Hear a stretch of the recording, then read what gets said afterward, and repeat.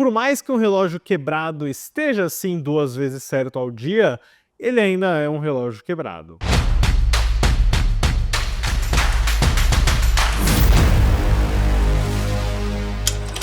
Olá, fãs da sétima arte, meu nome é Lucas Nascimento e esse é o Lucas Filmes, e hoje estou aqui para falar sobre Capitão América, Admirável Novo Mundo, filme da Marvel Studios dirigido pelo Julius Onah.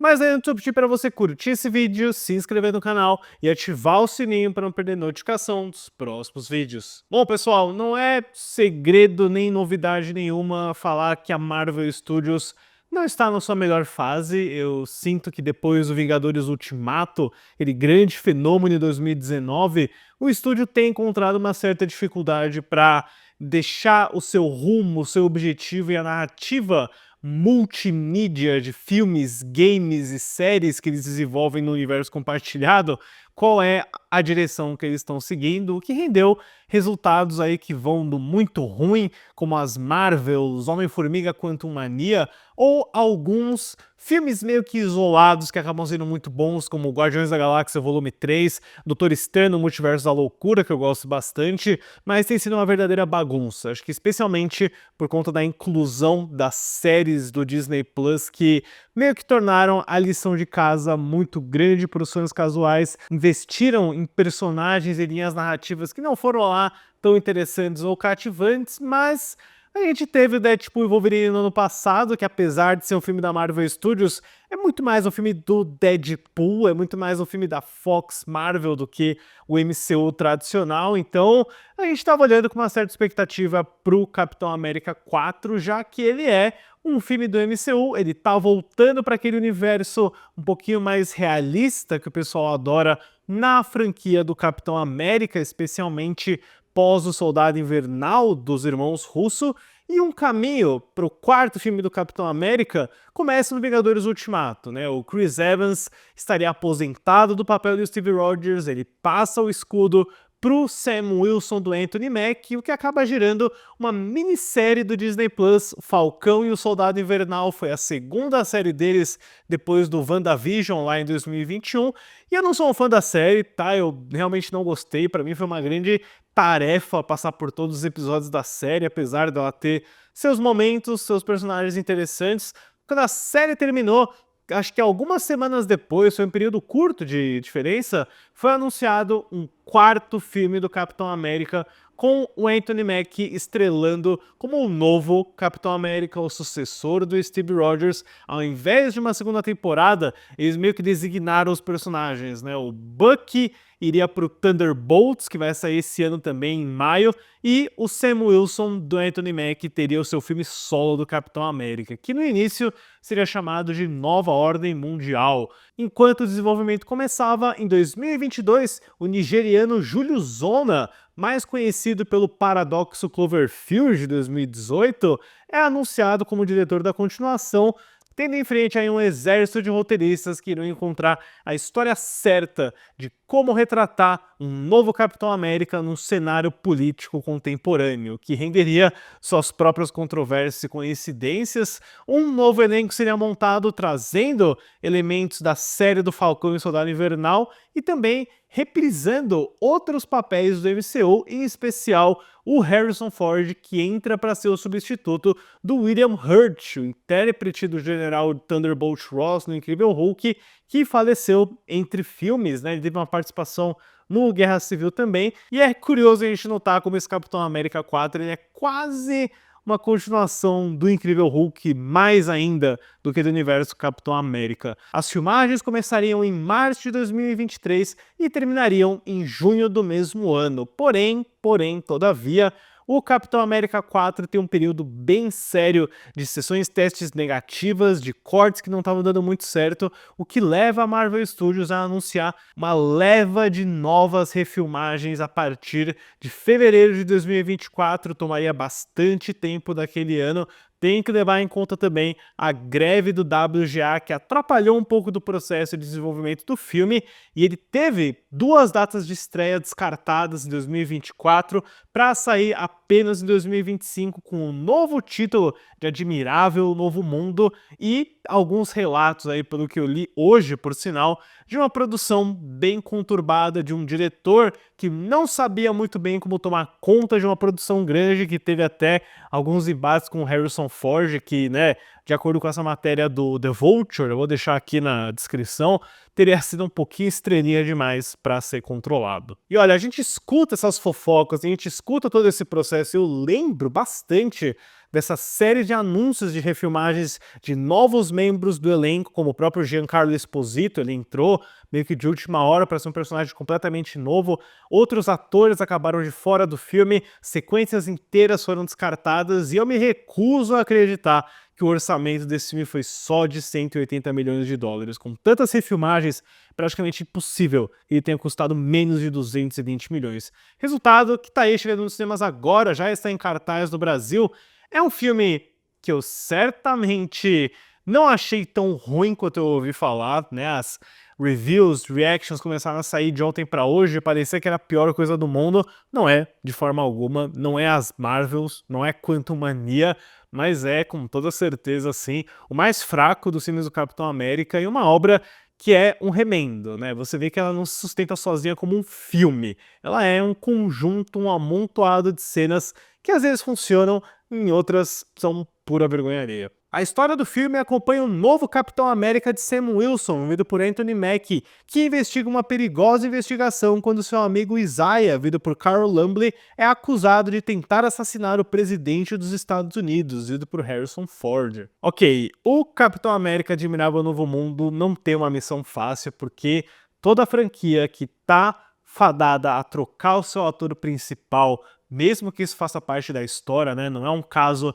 de um novo ator vivendo o Steve Rogers, é uma continuação dos eventos que a gente já viu, é algo que vai testar um pouco a audiência, vai testar a capacidade desse filme de ser um sucesso, de conseguir garantir um protagonista tão interessante quanto, e vai, nesse sentido, eu acho que o Capitão América 4, né, ainda que muito beneficiado pela série do Disney Plus, que teve, o que, umas 6 horas, 7 horas dedicadas ao desenvolvimento do personagem, consegue ter um bom protagonista. O Anthony Mackie, ele é carismático, eu gosto dos pequenos momentos onde ele fala sobre a responsabilidade que ele tem de ser o novo Capitão América, de como ele sente que está sempre sendo cobrado, de que ele não pode errar absolutamente nunca na posição que ele tá. Então é um bom personagem e eu também gosto da relação que ele tem com o presidente Ross do Harrison Ford. Ele é a primeira pessoa que a gente vê no filme, e o Harrison Ford é puro carisma, mesmo quando ele é rabugento, quando ele parece que não tá muito afim de fazer o filme, ele vai dar o melhor dele, e eu gosto de um elemento do Admirável Novo Mundo, e ó, eu vou começar uma pequena polêmica aqui, que na minha opinião consegue até ser um pouco superior ao do Soldado Invernal. Eu comentei, expliquei no meu vídeo aqui a minha frustração com o fato de que aquele filme aliviava um pouco a barra para o governo americano e trazia a Hydra e uma inteligência pseudo-artificial num computador para ser o grande vilão do filme, manipulando tudo por trás. Me agrada como nesse quarto filme do Capitão América, o presidente Ross tem toda a culpa do mundo, né? Ele não é um vilão, mas ele certamente é o grande responsável pelos antagonistas da história, a visão que ele tem, né? Porque grande parte da história do filme, né, que é assinada aí por 5 roteiristas, tá lidando com as consequências do Eternos de 2021, né? Daquele ser celestial que ficou congelado no oceano. Aqui esse tal do ser aí, de alguma forma, tem uma grande reserva do Adamantium, o metal das garras do Wolverine, e esse metal, essa ilha, logo é de grande interesse para vários países no mundo inteiro, e o General Ross, agora presidente, está tentando bolar um tratado de paz e união para que não haja uma disputa territorial por conta desse objeto, né? Esse tipo de elemento de geopolítica, apesar de ser bem raso, superficial, é algo que me deixa interessado, é algo que eu acho divertido, né? Eu gosto de como o interesse imperialista do Ross nesse filme acaba levando para algumas das principais decisões vilanescas do filme em si, né? Isso é muito interessante, isso torna tons de cinza na relação do Sam com o Ross, e isso até que me surpreendeu bastante, né? Mas, de novo, é um elemento de roteiro que tá ali, mas que aí na cena seguinte você vai ter algo completamente diferente, com outro tom, com piadinhas sem graças, e você entende, né? Quando você lê que ele passou por refilmagens, reescritas e quase que um processo inteiro de reestruturação, você começa a ver as rachaduras e as marcas de costura, né, pessoal? E nesse sentido, né, ainda num elogio do filme aqui também, eu acho que ele é muito bem sucedido no primeiro ato em construir um thriller de espionagem, né? Eu falei muito aí sobre Capitão América 2 e o seu thriller de espionagem dos anos 70, mas até que o Admirável Novo Mundo consegue sair melhor em tentar criar um thriller de espionagem dos anos 90, já que ele me remeteu bastante, né, não só pela presença do Harrison Ford no filme, mas aqueles filmes do Jack Ryan dos anos 90, né, que também eram estrelados pelo Harrison Ford. Aquele estilo de paranoia, de espionagem, de ter personagens olhando câmeras de segurança para procurar pistas, tem um certo saudosismo desse tipo de cena que também me deixou entretido nessa primeira parte. Mas, de novo, né, é um remendo, porque o filme ele começa a ir numa direção onde não existe de fato uma narrativa, não existe uma história, né? As coisas simplesmente vão acontecendo. A montagem que é assinada pelo Matthew Schmidt e a Madeline Gavin não tem muita liga entre as cenas, né? Parece que a cada corte o presidente Ross do Harrison Ford está sempre começando uma fala falando sobre como ele precisa garantir o tratado tem que dar certo, e aí numa cena ele tá com sangue nos olhos, querendo invadir a ilha, querendo ir contra os japoneses, e na cena seguinte ele já tá todo manso, falando que aquilo foi um erro, que não precisava nada disso ter acontecido. Então você vê que é um filme escrito por pessoas com ideias e visões muito diferentes. O próprio personagem do Giancarlo Esposito, que é um vilão secundário, você vê que ele é uma adição de última hora, porque ele meio que só interage com o Anthony Mackie, com mais ninguém, né? E ele aparece abruptamente na rua, metralhando o carro do Capitão América, sem reforço, sem ajuda. Ele supostamente é o líder de uma grande organização criminosa, e ele tá lá sozinho, com uma metranca, no meio da rua.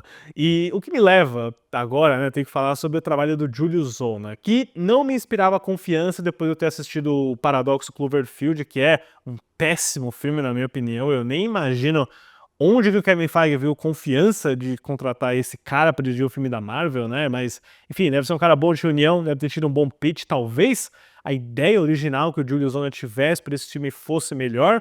Mas o que a gente vê aqui, especialmente nas cenas de ação, é, assim, pior nível possível. Você até tenta ver algumas coreografias interessantes na arte de se jogar um frisbee de metal gigante na cara de soldados anônimos, mas quando você tem sequências inteiramente feitas por CGI, o que envolve aí, nossa, uma das piores coisas que eu vi em muito tempo, uma sequência onde o Capitão América e esse novo Falcão, o Joaquim Torres, estão voando entre aviões no mar, e é totalmente CGI, é como se eu estivesse vendo um Top Gun feito pelo Midjourney, é simplesmente sem peso, sem cor. Fotografia do Kramer Morgenthau, com exceção de alguns momentos que brincam um pouquinho com a luz vermelha e o foreshadowing dessa luz no personagem do Hulk vermelho que aparece no final, é completamente inexpressiva, sofre daquele padrão da Marvel contemporânea de ser lavado, de ser cinza. O pessoal acha que ser dessaturado é sinônimo de ser sério. Essa é a pior lição que os irmãos russos deixaram com o Capitão América Soldado Invernal, e eu fico triste de ver que o MCU, na maior parte dos casos, segue isso de forma quase religiosa, né? Ainda mais tratando do personagem do Capitão América, desse thriller político um pouquinho mais elevado, e isso é realmente frustrante, né, pessoal? Não tão frustrante quanto o fato de que o Hulk vermelho, né, tão presente no material de marketing, no primeiro pôster, nos trailers, em anúncios na rua, ele é vendido como se fosse um elemento principal e, né, ele só tá em 5 minutos do filme, mal é uma participação. Eu sinto que a Marvel colocar o Hulk vermelho tão em evidência no material promocional é a prova de que eles estão desesperados, né? Porque há uns 7 anos atrás, o Hulk vermelho seria uma grande surpresa, seria uma surpresa de terceiro ato. E aqui, você está colocando a sua grande surpresa no pôster, como grande atrativo. É basicamente, se você colocasse que, sei lá, o Capitão América com o martelo do Thor no pôster dos Vingadores Ultimato, assim, sabe? Aquela grande surpresa estragada. E quando isso não acontece, ela até é divertidinha, né? O filme inteiro tem um trabalho de efeitos visuais, de tela verde, de criações estéticas muito, muito ruins, mas quando você vê o Hulk vermelho com a cara do Harrison Ford, você pensa, bom, foi pra aí que todo investimento foi, porque o bichão vermelho até que funciona, o quebra-pau com o Capitão América é até divertidinho, mas é só uma distração do verdadeiro vilão do filme, né? O Tim Blake Nelson tá aqui, esse filme tá amarrando muitas pontas soltas do Incrível Hulk, e assim, se você esperou muitos anos pra ver como que o Tim Blake Nelson ia ficar depois dele ser afetado pelo sangue do Hulk no Incrível Hulk, né? Que decepção, hein, pessoal? Que decepção. Transformaram o cara num vilão barato de Star Trek dos anos 90. Sério, é um negócio vergonhoso de ruim. É um vilão cujo plano é bem fraco, né? Você começa a ver ali os elementos de manipulação dele, mas acaba gerando uma coisa muito genérica, né? Em diversos pontos do filme, a encenação do Júlio Zona, o nível dos diálogos, das cenas de ação, é o pior tipo possível de uma série da CW de super-heróis, sabe? Pela execução, pela intensidade, pela falta de peso também, né? Por mais que em diversos momentos do filme você tenha o risco de uma guerra mundial acontecer, de personagens importantes morrerem, você nunca tá se importando com nada, porque nada no texto, na performance ou na visão, né? Se dá pra dizer que é uma visão que o Júlio Zona tem aqui, nada disso te convence de fato. Mas é curioso, pessoal, eu acho que as reações e críticas negativas que eu fui vendo antes, né, e o meu próprio desinteresse no filme em geral, eu não gostei de nenhum dos trailers, eu não tava afim de assistir, eu acho que eu acabei até um pouquinho surpreso em alguns aspectos, né, esse elemento do personagem do Presidente Ross me surpreendeu um pouco, performance do Anthony Mack, o elemento de espionagem dos 90, são coisas que ajudam a mascarar um pouquinho o fedor dos efeitos visuais, da direção, da falta de tom e liga de uma cena para outra e do vazio narrativo no geral que ele tem. Eu sinto que se esse é o filme que o MCU escolheu para ditar o seu novo rumo, para ditar para onde os elementos vão, né? Em diversos pontos da história eles falam sobre reunir, reconstruir os Vingadores para um novo futuro. Eu não sei se esse é o melhor caminho que eles poderiam ter tomado. Pra Capitão América Admirável Novo Mundo, eu dou uma nota 5. O filme já está em cartaz nos cinemas, pessoal, então deixe nos comentários depois o que vocês acharam de Admirável Novo Mundo e se ele é, né, o meu amigo Rafael Valfogo, Júlio de Pé Junto, que é o pior filme da MCU, se é de fato o pior filme desse universo ou se tem alguns elementos que vocês conseguem salvar deles. E comentem também quem mais gosta do Incrível Hulk. Eu adoro o Incrível Hulk, de verdade, eu vi muitas pessoas usando o Incrível Hulk de forma pejorativa para criticar o Capitão América 4, mas o Incrível Hulk é legal, é subestimado, ele merece um pouquinho mais de amor. Certo, pessoal? Obrigado pela visita e até a próxima sessão.